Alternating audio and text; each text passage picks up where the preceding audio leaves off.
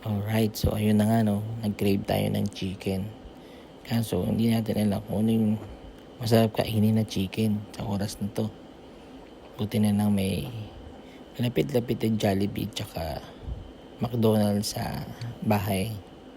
So, tinesting ko kung totoo ba talaga yung 99 pesos or alin ba yung mas mura. Kasi nakita ko sa McDo, nag-post sila, 99 pesos, may chicken ka na.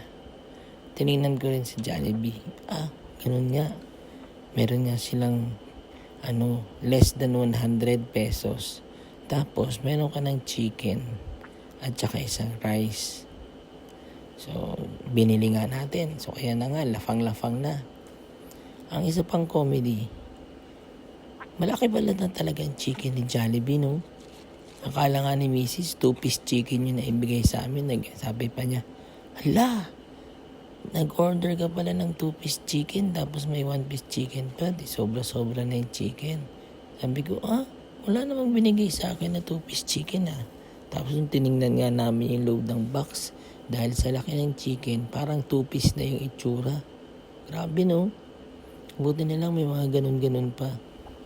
Na kahit sa taas na ng mga bilihin ngayon, mahal ng gasolina, at least nakikisama pa rin sila sa mga mamamayan na hindi masyadong mamamahala ng magastusan pero makakatikim pa rin ng mga masasarap na pagkain. Yan. Tapos, kita nyo ba dyan?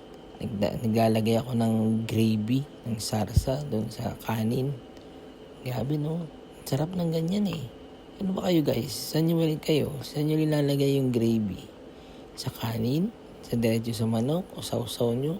Ako gusto ko sa kanin ko linalagay yung gravy.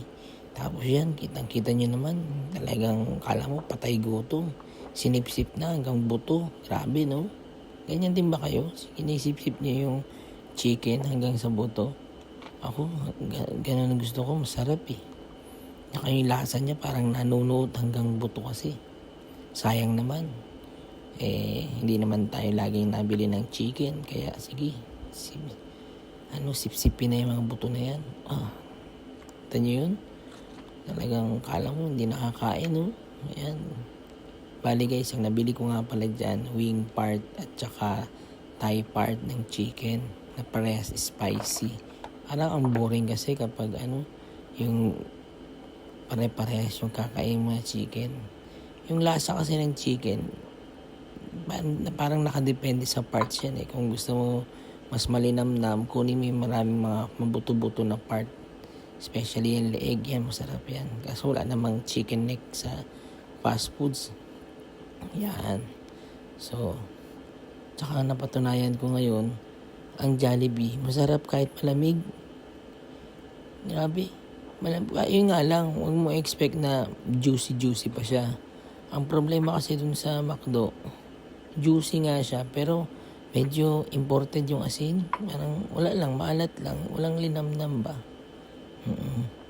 Tapos, yung kanin din ng McDo, buhaghag na medyo parang hilaw.